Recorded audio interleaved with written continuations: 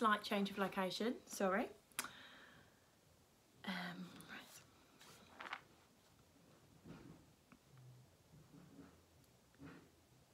You did some fine work today, Ros. Mr. Beaver yawned. I'll return in the morning and we'll pick up right where we left off. What would you like me to do? Said the robot. Tonight? So you still feel like working, do you? Very good. Well, you can start by digging out these tree stumps. And you can collect all those large flat stones over there. And you can smooth down this patch of dirt so we have a level place to build. That should keep you busy. The next morning, Mr. Beaver returned to find that Ros had been very busy indeed. All the tree stumps had been dug up and their holes filled in with dirt. 20 large stones had been stacked and the ground was now perfectly level. But what astonished Mr. Beaver was that Ros and Brightbill were huddled around a small crackling campfire. Mr. Beaver moved his lips, but no words came out. Brightbill was cold last night, said Ros, so I taught myself how to make a fire. But how? I discovered that when I strike these two stones together, they create sparks like this. I directed sparks onto dry leaves and wood until they ignited. Once I had a fire, it was easy to keep it going, and if I need to put it out, I can just add water. Mr. Beaver sat and warmed his paws. I've never seen fire in such a neat little bundle. He stared into the flames. I've only seen it blazing through the forest, burning everything in its path. But this is marvellous. He took another minute to enjoy the warmth. Then he and the robot got back to work. Mr. Beaver asked Ros to dig a trench here, to place large stones there, to arrange logs this way, to smear mud that way. Birds and squirrels perched in the trees and watched the new lodge take shape. It resembled the Beaver Lodge, but it was larger, a great dome of wood and mud and leaves. A simple opening in the wall served as the entrance, and the door was nothing more than a heavy stone that the robot could slide out of the way. Inside the lodge was one big round room. The arched ceiling was high enough that Ros could stand upright. A fire pit was set into the centre of the floor, and a mesh of thin branches above acted as a vent. Long stones lined the interior walls like benches and were covered with thick cushions of moss. There was even a hole for storing food and water for Brightbill. You've got yourself a beautiful pond view property, said Mr. Beaver. What are you going to name it? I don't understand. Why, a beautiful lodge like this deserves a name. We call our lodge Streamcatcher. The robot's computer brain didn't take long. The lodge is for Brightbill. Brightbill is a bird. Bird lives in nests. Could we call this lodge the Nest? Huzzah, squeaked the beaver. The Nest is a fine name for your lodge. Nest, nest, laughed Brightbill. They stood outside the nest and admired their handiwork until Mr. Beaver's belly began to grumble. That sound means it's time for me to go get some dinner. Thank you very much for your help, said Ros. We could not have done this without you. You're quite welcome, said Mr. Beaver, smiling. For your garden, you'll want to speak with Tawny, the doe who lives over the hill. She'll know just what to do. And now, if you'll excuse me, I have to hurry home before Paddler eats all the best leaves. Enjoy your first night in the nest. The first night. The stars were out. A fire was crackling in the fire pit. Ros and Brightbill were settling into their first night in their new home. This lodge is where we will live from now on. The robot plucked her son from his little woven nest and placed him on the floor. I hope you like it. The Gosling did like it. He liked that it was big and warm and peaceful, and he liked knowing that the forest and the pond were just outside. He waddled around, peeping to himself and exploring every little corner of the lodge until it was time for bed. His mother carefully laid him on a soft cushion of moss, but he didn't want to sleep there, so she put him back in his little nest. But he didn't want to sleep there either. Brightbill looked up and said, Mama, sit. Ros sat down. Then he heard, Mama, hold. Ros held him. The robot's body may have been hard and mechanical, but it was also strong and safe. The Gosling felt loved. His eyes slowly winked closed, and he spent the whole night quietly sleeping in his mother's arms. The deer. The deer family did not run from the sound of snapping twigs and crunching leaves. They had heard all about Ros and Brightbill, and they knew there was nothing to fear. Crown Point stood before his doe and his 3 spotted fawns, and the family watched as the robot approached with the Gosling on her shoulder. Hello dear, my name is Roz and this is Brightbill. We are looking for a doe named Tawny. Crown Point moved aside and the doe silently stepped forward. Mr. Beaver helped us build a lodge, said Roz, and he thought you might help us grow a garden. Mr. Beaver helped you? Came Tawny's gentle voice. You must have done something for the beavers. I bought them freshly cut trees, said Roz. Tawny looked at Crow Point and the buck slowly nodded. I will help you grow a garden, said the doe to the robot, if you will let my family eat from it. The robot nodded in agreement, and then she quietly led Tawny back to the nest. The garden. After inspecting the grounds, Tawny asked Roz to remove all the dried brambles and weeds and leaves from the garden area. She asked her burrowing friends, the moles and the groundhogs, to dig through the dirt and loosen the soil. And then she asked all the neighbours to do something rather peculiar. Please leave your droppings around the nest. The more droppings, the richer the soil, the healthier the garden. As you can imagine, Tawny's request got everyone's attention. The place was soon crawling with woodland creatures curious to hear more about the garden project. And just like that, the robot was meeting her neighbours. The plan to help her make friends was already starting to work. There was a festive feeling around the nest that day. Animals were coming and going and chatting and laughing. After some pleasant conversation, each neighbour would choose their spot, leave their droppings and be on their way, and always with a smile. We're happy to help, said two smiling weasels after finishing their business. It was our pleasure, said a flock of smiling sparrows before they flew away. I shouldn't be much longer now, said a smiling turtle as he slowly made his contribution. As all this was going on, Roz walked around and thanked everyone. I am not capable of defecating, she explained, so your droppings are much appreciated. As all this was going on, Roz walked around and thanked everyone. Once the grounds were fertilised, it was time for the plants. Tawny brought Roz and Brightbill out to a lush meadow. The robot sank her fingers into the ground and felt the spongy layer of roots below the grass. Slowly, carefully, she rolled up wide strips of soil, exposed the dark. She carried the rolls back to the nest and spread them out to make a patchy lawn. Then she planted clumps of wildflowers and clovers and berries and shrubs and herbs until the nest was surrounded by a scraggly collection of plants. It's not much to look at now, said Tawny, but the grass will grow into these gaps and the flowers and bushes should perk up in a few days. I'll return soon to make sure it's all taking root. Before long, this will be a lovely wild garden.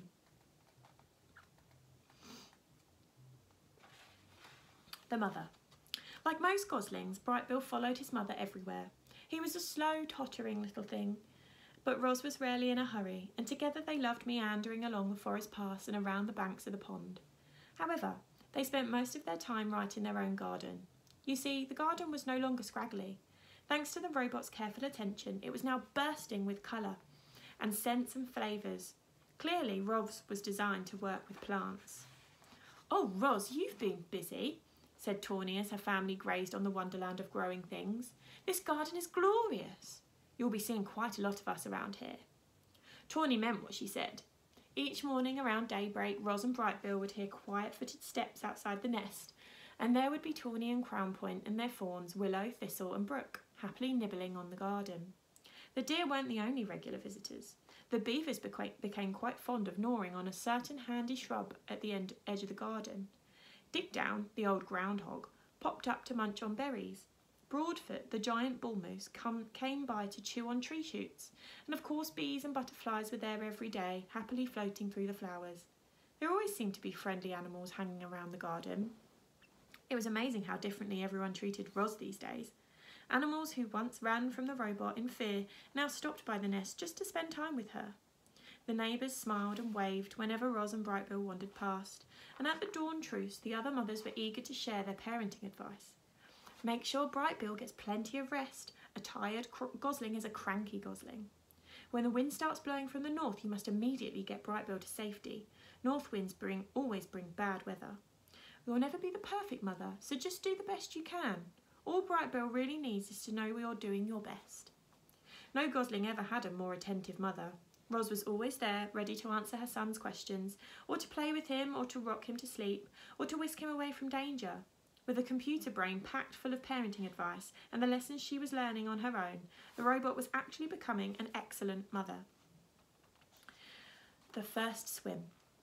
Good afternoon, you two, said Loudwing as she waddled into the garden. Remember me, Brightbill? Loudwing, Loudwing. Very good, the old goose giggled. Now, Ros, do you know what tomorrow is? Tomorrow is swimming day. The day when all the parents take their goslings out on the pond for the first time, and you simply must bring Brightbill. Swim, swim, said the gosling, shaking his tail feathers. Brightbill can go, said Ros, but I cannot swim. I cannot go on the pond with him. I will not be able to protect him. Who'd have thought a big thing like you would be afraid of a little bit of water? Loudwing laughed. Well, don't you worry about Brightbill. He'll be safe in the flock, and he's going to have so much fun swimming with the other goslings. We begin at sunrise, so don't be late. See you in the morning. And with that, the goose plopped into the water and glided away. Swim, swim, said the gosling. Yes, Brightbill, said the robot, staring at the pond. Swim, swim. Early the next morning, peeps and honks and splashes began echoing across the calm water. Ros and Brightbill followed a trail through the fog and over to a beach that was crawling with fluffy gosling and proud parents. Ros took a few steps into the water and her survival instincts immediately flared up. The robot's computer brain knew that if water got inside her body, it could do serious damage. And so, as the other parents began swimming across the pond, Ros stood safely in the shallows and watched. Brightbill ran up and down the beach with the other goslings, peeping and laughing and pretending to be afraid of the tiny waves. When one wave finally pulled him in, he felt his body floating on top of the water. A big smile appeared on the gosling's face. Clearly, Brightbill was designed to swim. Very good, Brightbill, said Loudwing as she floated past. You're a natural. Yes, Brightbill, you're a natural, said Ros, trying to sound like a good mother. Loudwing rounded up all the goslings and gave them a quick swimming lesson. Remember, everyone, paddle your feet evenly to swim in a straight line. Paddle with your right foot to go left and paddle with your left foot to go right. Try it out and join the rest of us when you're ready. Happy swimming day. Loudwing and the other adult geese calmly glided towards the centre of the pond. A jumble of goslings tried to keep up with them. The youngsters jostled and splashed and peeped with excitement, and gradually they paddled in the direction of their parents. Only Brightbill lagged behind. Mama, swim? Ros pointed to the flock. I cannot swim. Go have fun with the other geese. You will be safe with them. The gosling took a deep breath. Then he shook his tail feathers and paddled his feet and set out on his very first swim.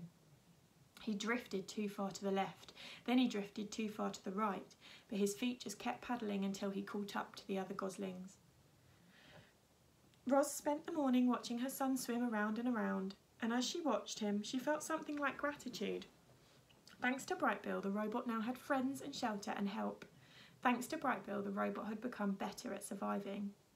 In a way, Ros needed Brightbill as much as Brightbill needed Ros, which was precisely why she felt such concern when the mood on the pond suddenly changed.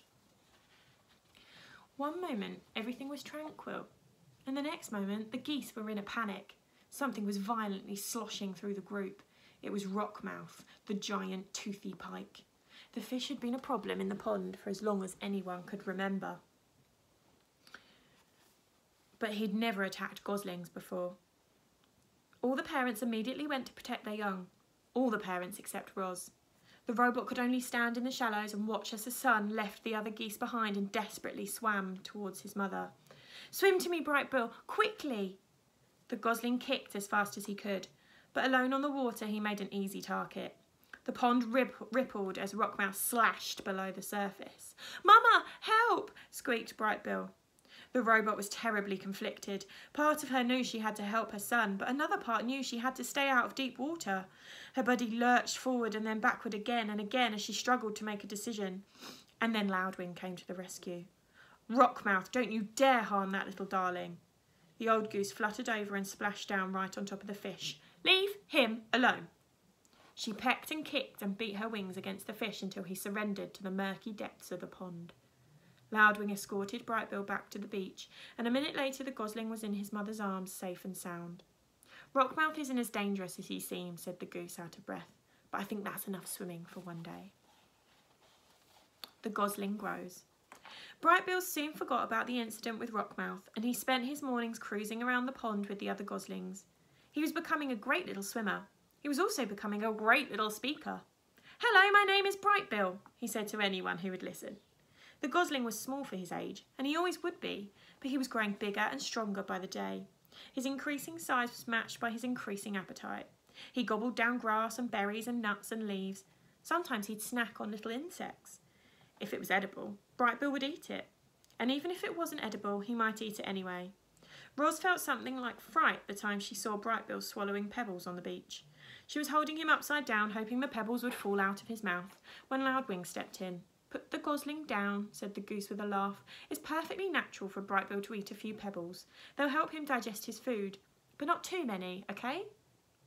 Like most youngsters, Brightbill was incredibly curious. He explored the garden and the pond and the forest floor, and he would occasionally explore neighbouring homes. He'd wander down some hole in the ground and say to whoever was there, "Hello, my name is Brightbill." Then a long robot arm would reach in and pull the Gosling back outside. "Sorry to bother you," Ros would say in her friendliest voice.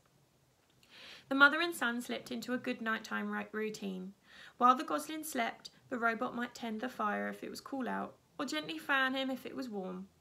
If he woke up hungry or thirsty, Ros brought him food or water, and whenever he had nightmares, she had always been there to rock him back to sleep.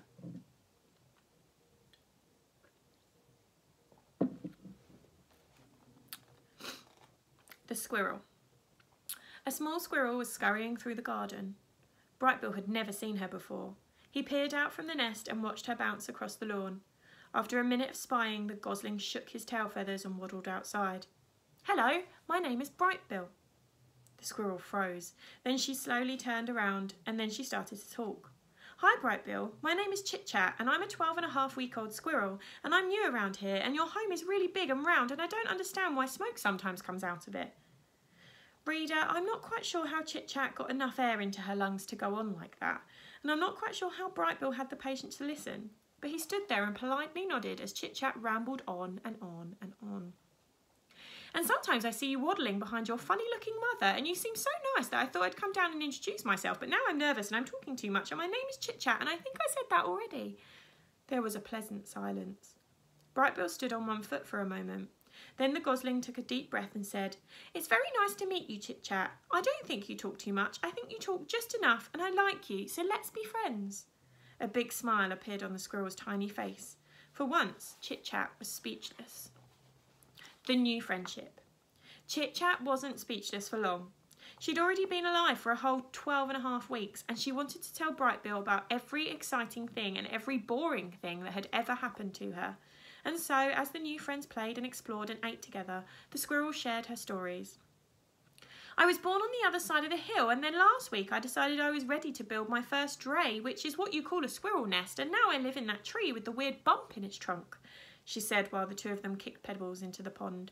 "One time a weasel chased me through the treetops until he missed a branch and fell all the way down and crashed into a bush and walked away all wobbly, and he never bothered me again," she said while the two of them crawled through a hollow log. "Ew, gross, I saw you eat that ant one time, and I ate a gnat by accident and I didn't like it at all. I mostly eat acorns and bark and tree buds and sometimes the yummy berries that grow in your garden," she said while the two of them took a snack break. But Chit-Chat was as good a listener as she was a talker, and whenever it was Brightbill's turn to speak, she'd keep quiet and hang on his every word. Do you know who enjoyed their conversation most of all, though? Ros. The protective mother was never far away, and she felt something like amusement at the silly conversations she overheard, and she felt something like happiness that her son had made such a good friend. The first flight. Brightbill had spent his entire life by the pond, and he was becoming very curious about what lay beyond his neighbourhood. So one day his mother said to him, "Let's go for a walk, and I will show you more water than you can possibly imagine." Ros placed the Gosling on her flat shoulder, and the two of them set off across the island. They marched out of the forest, crossed the great meadow, and climbed uphill until they were at the top of the island's western ridge. Before them was a grassy slope that descended all the way to the dark, choppy waves that surrounded the island. "That's a lot of water," said the wide-eyed Gosling. "I'm a good swimmer, but I'm not good enough to swim across that pond." "That's not a pond," said the robot. "That's an ocean." "I doubt any bird could swim across the ocean." Waves rolled in from the horizon. Seagulls circled above the shore. A steady breeze blew up the slope. Brightbill's yellow fluff had recently changed over to a coat of silky brown feathers, and he spread his feathery wings into the breeze. And then, "Mama, look!" For the briefest of moments, the wind lifted Brightbill off the ground, but he quickly tipped backwards and thumped into the soft grass. "I was flying!" he squeaked. "That was not flying," said Ros, looking back at her upside-down son. "Well, I was almost flying. I'm going to try again." "I have observed many birds in flight," said Ros. "Sometimes they flap their wings quickly, and other times they fly without flapping at all. They spread their wings and soar on the wind." "So I was soaring?" said Brightbill. "Almost. There, look at that soaring seagull. It seems like she's not doing anything, but if you look closer, you'll notice that she's making small adjustments with her wings and tail. I think you should try adjusting your wings in the wind like her." Brightbill hopped onto a rock and opened his wings wide. "The wind is pushing me backwards." "Change the angle of your wings," said his mother. "Let us see what happens when they slice through the air." Brightbill slowly angled his wings downward. The more he turned them, the less the wind pushed him backward, and just as his wings levelled off, "Mama, look!" he squeaked as his feet left the ground. "I'm soaring, I'm soaring!" He hovered there for a second, rising a little higher than before, and then he sailed backward into the soft grass again. The gosling kept hopping onto the rock and kept riding the wind and kept tumbling into the grass until he started to find his wings. With each attempt he floated a little higher and a little longer, and finally Brightbill really did soar. He lifted high into the air and hung there, floating. He turned his wings down and felt himself drop. He wiggled his tail feathers and felt himself veering back and forth. "I'm a natural," he squeaked. "You're doing very well," said Ros, "but you do need to keep practising." And they spent the afternoon practising on the ridge. Once he was comfortable soaring, he tried flapping his wings. He flapped high into the air, in straight lines, around and around in circles. "I'm flying, Mama, I'm really flying." "You are flying," said the robot. "Very good." Brightbill was now a real flyer, but all that flying had worn him out. He lowered himself to the ground and tumbled into the grass for one last time. His landing still needed some work. Ros placed Brightbill on her shoulder and headed back to the nest. "I can't believe I can fly now, Mama," said Brightbill. "I just wish you could fly with me." And then the gosling's words were replaced by his quiet, steady breathing. The ship.